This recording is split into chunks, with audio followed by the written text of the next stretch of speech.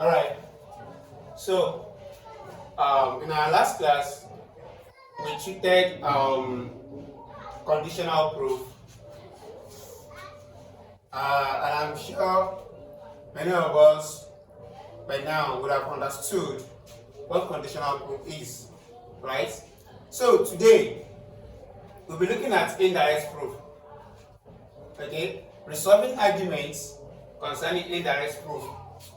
So, when we want to solve arguments that concerns indirect proof, there are steps that we need to take too. Okay? There are steps that we need to take when solving an argument concerning indirect proof.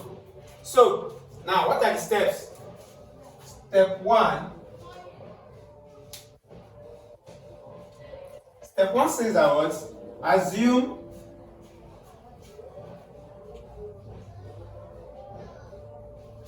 the negation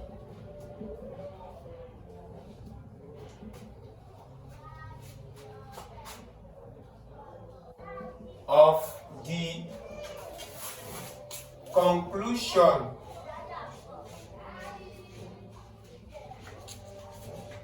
of the given argument. Okay?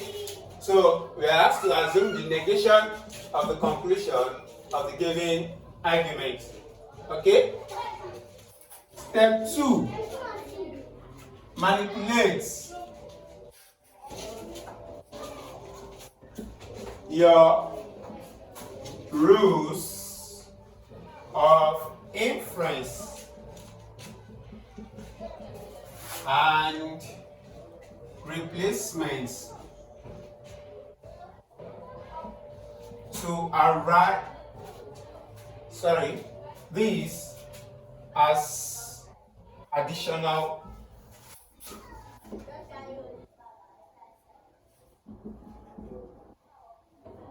premise. Sorry for that.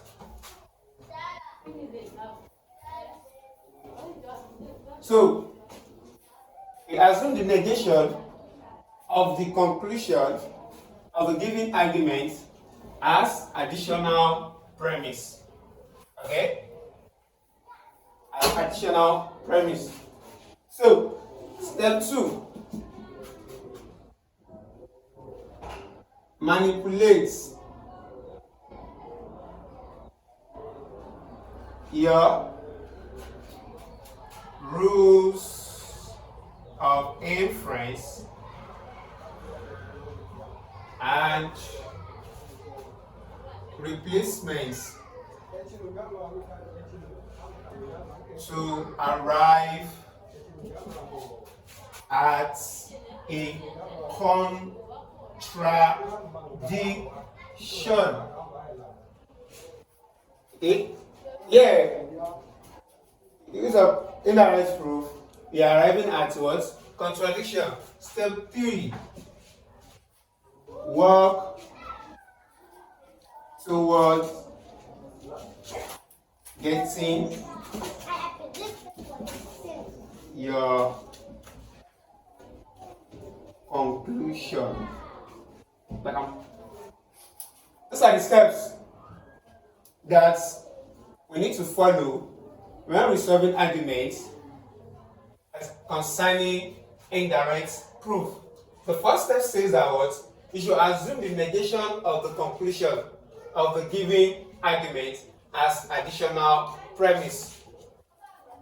The step 2 says that you should manipulate your rules of inference and what? Replacement to arrive at a contradiction. Contradiction. And what do we mean by contradiction? Contradiction is a conjunction of a statement and its negation. The conjunction is what? Contradiction is a conjunction of a statement and its negation. Okay? So, just like when you say, Olu is a boy and at the same time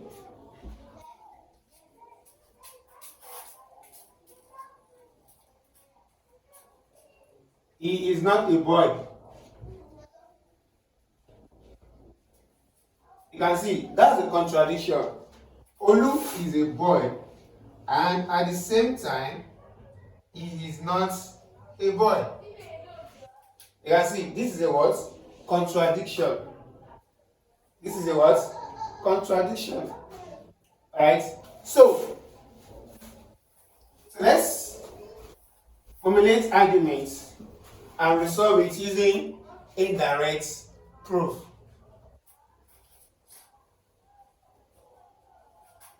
Okay, so please we need to be very careful when resolving direct proof.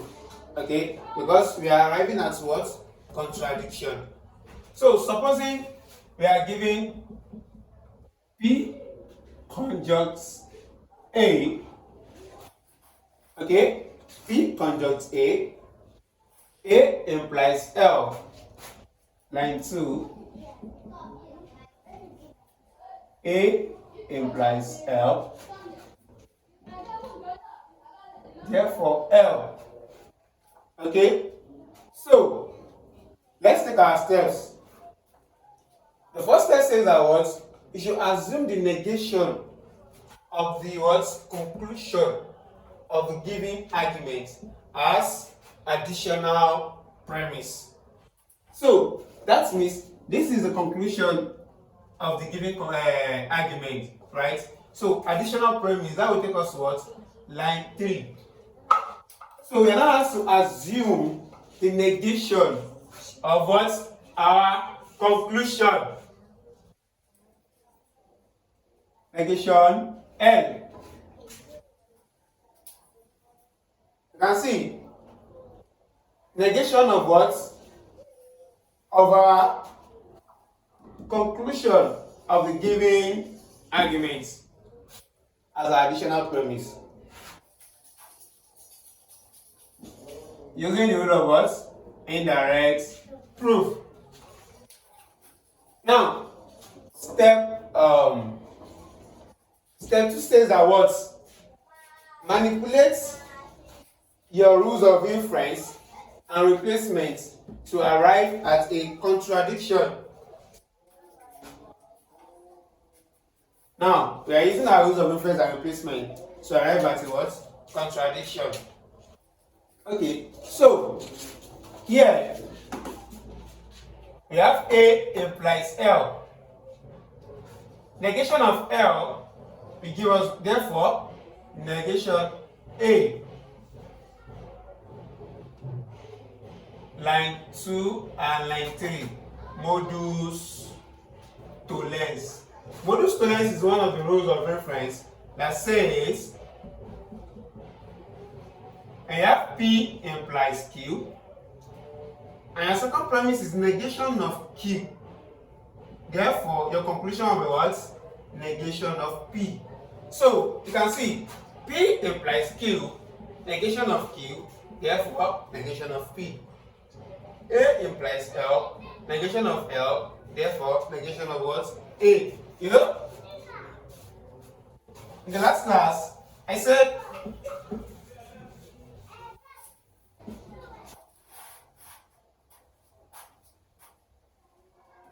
we need to understand our rules of inference and replacement and able to identify them when we see them in an argument. Alright? So, A is equal to tollens says our lot. A implies L. Our second, this line 3 has already served as our second premise for line 2. Okay? This line 3 serves as second premise for line 2 in order to get our what? Conclusion here, which is what? Negation A. So, line 5.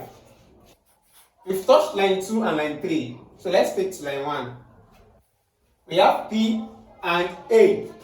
But we need what? A contradiction. We need to arrive at what? Contradiction. So, we can now say A and P. Line 1. Commutation. Commutation is one of the rules of replacement. That says when you have P and Q, it's equivalent to what? Q and P. Okay? P or Q is equivalent to what? Q or P. Right? So you can interchange one for one. You can use one for one. When you have something like this, you can change it to this. And you have something like this, you can change it to this. So now we have P and what? A. So what did I do there? I commutate. I interchange the subject and the predicate term, putting A in the front and putting B at the back, P at the back. So which gives me what? A and B. Okay?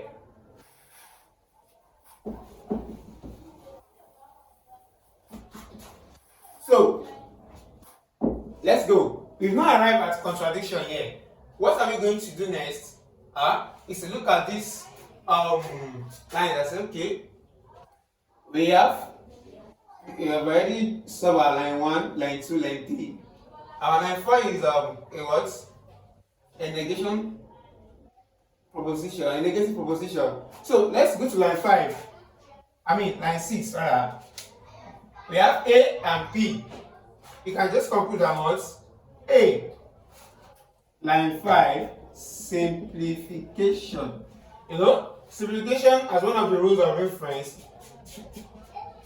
That says that what? When you have P and Q, you can infer that what? P. Brother is a philosophy student, and Oyun is also a philosophy student. Therefore, Bola is a philosophy student. You can see P and Q. Bola and Koyun are philosophy students. Therefore, Bola is a what? Philosophy student. You can see P and Q, therefore P. So that's what I did here. A and P, therefore A. So I have to remove this P in order to make my A what? Stand alone.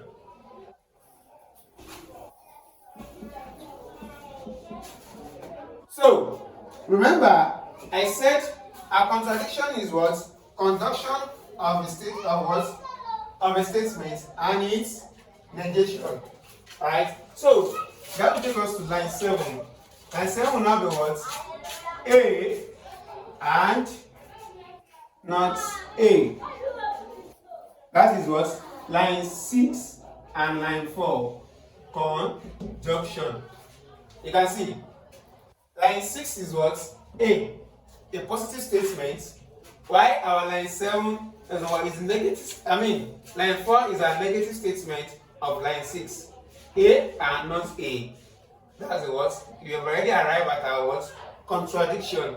So step 3 says that what? Work towards getting your what? Conclusion. If you say okay, we should work towards getting our conclusion, you can just say that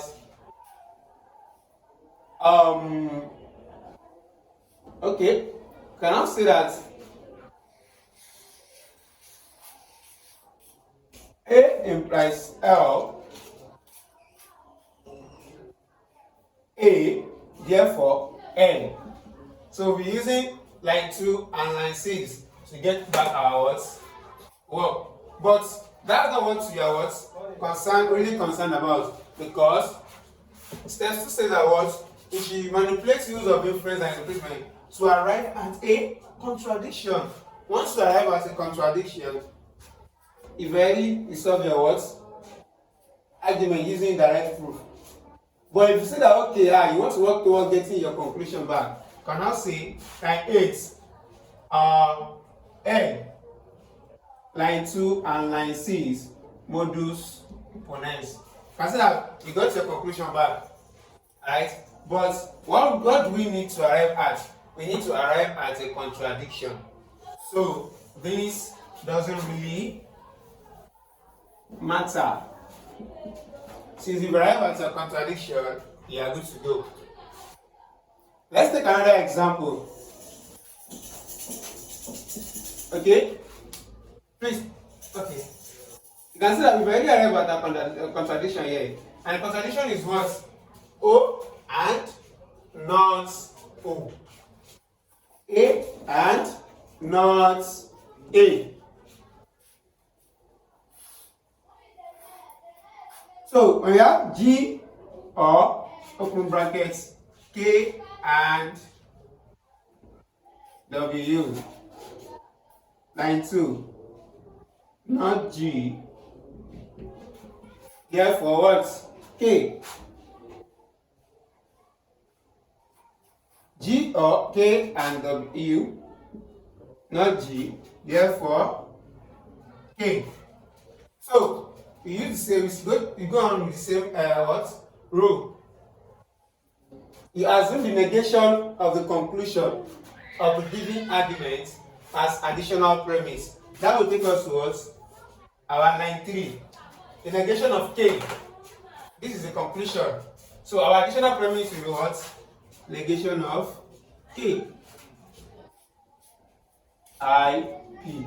So, what are we going to do next? We manipulate rules of inference and replacement to arrive at a contradiction. So, let's go. We can now say that line 4, G or K and W, our line 12 already serve as second premise here.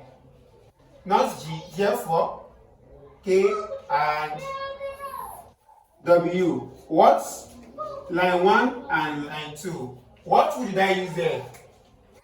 Disjunctive syllogism. Disjunctive syllogism says that what? When you have P or Q, when I do P or Q, it's either you eat bread or you eat amala. Second premise now says, since you do not eat bread, therefore you eat what? Amala. So P or Q, not P, therefore Q. So the same thing here, G or K and W, not G, therefore K and W.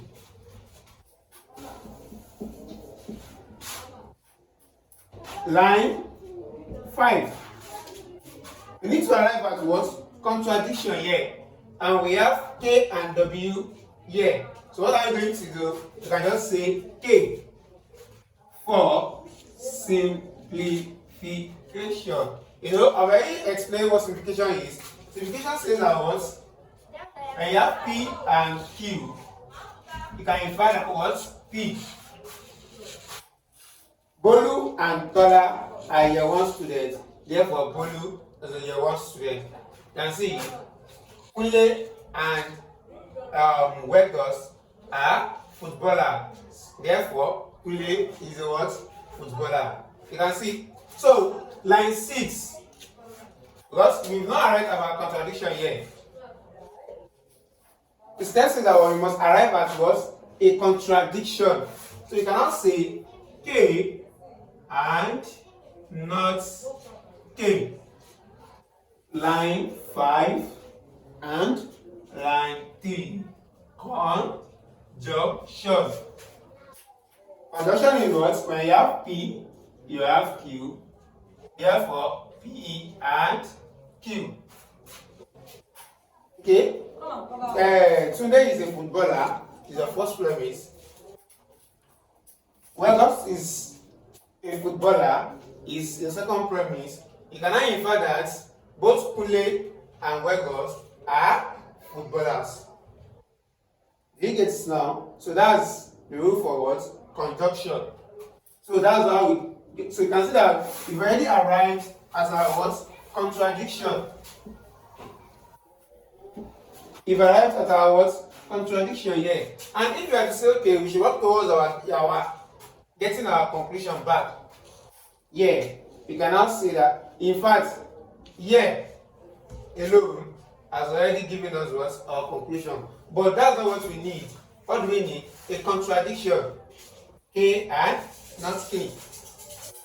Alright? So let's take another example.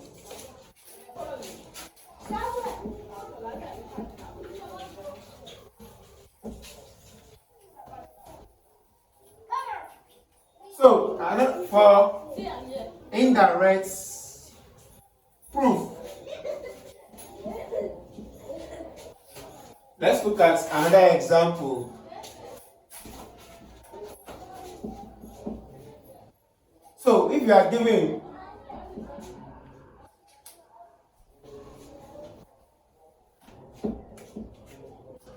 line 1, negation, open bracket, L or U.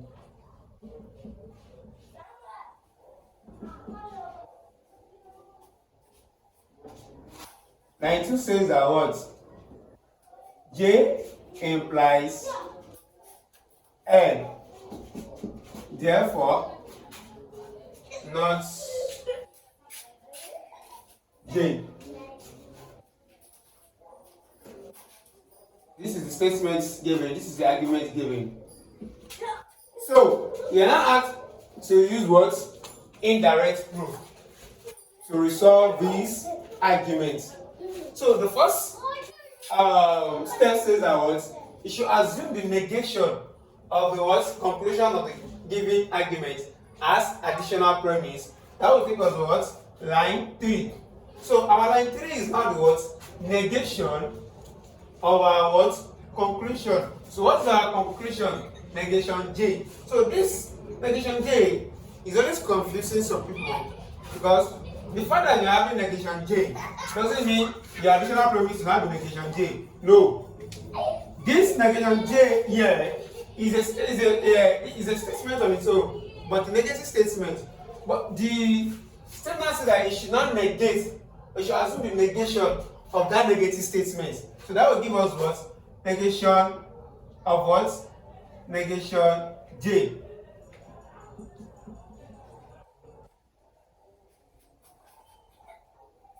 Okay, so this is it. Negation of our conclusion. Our conclusion is what? Negation J. So negation of our what? Conclusion.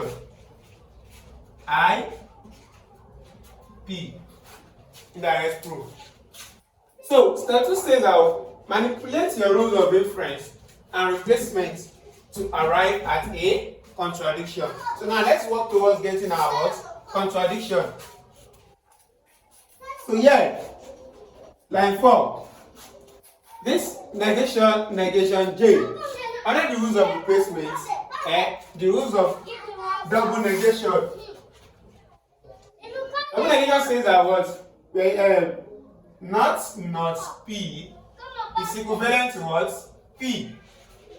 So that means not J is equivalent to what? J. So line 3, double negation. Double negation is one of the rules of what? Replacement. I says when you have the negation of a negative statement, it is equivalent to that what? Statement. So that when you have minus times minus is equal to what? Plus. So minus this is equal to what? Plus. So minus 1 times minus 1 is equivalent to what? Plus 2. Oh, sorry. It's equivalent to what? Plus 1. Yes. Minus 1 times minus 1 is equivalent to what? Plus 1. So, we are not doing mathematics yet. You go, line 5. J implies L. We are already giving our J here. Therefore, what? L. So that is line 2 and line 4. Modus ponens. I'll explain what modus ponens is. Okay? So, J implies L. J, therefore L. Modus ponens P implies Q. P, therefore Q. So that's how we got this. So, we've touched our line 2, line 3, line 4. Let's go to line 1. Line 1 says that what? Negation of everything in this bracket, L or U. Okay? So, we are using rules of replacement here, which is what? The rule of De Morgan. And De Morgan says that when you have negation of P or Q is equivalent to what? Negation of P and negation of Q. When you have negation of P and Q, it's equivalent to what? Negation of P or negation of Q. Okay, that's the rule of the what? The Morgan. So here we have a similar case here. We now see negation of L and negation of Q. Line 1, D. Morgan. Hope you are following. Okay, so now you can see line 1, we make use of what? J. Morgan. Line 2 and 4, we make use of what? Modus ponens. Line 4 is our what? Is double negation of what? Line 3. So since we are asked to arrive at what? Contradiction. This is not a contradiction. This is just what? Conjunction of two variables. Negation of L and negation of U. No contradiction, like I said, is what? O and not O. It has to be the same variable, but positive and negative. Alright? So here, you cannot say not L. You already know what I did use here, which is what? Simplification. It is not the case that Bola is in year 1, and it's also not the case that Ola is in year 1. Therefore, it is not the case that Bola is in year 1. This is just simplification. It's just what I did here. Okay? P and Q, therefore P.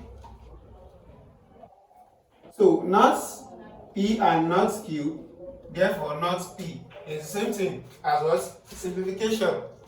This negation here, don't let it to what? To confuse you.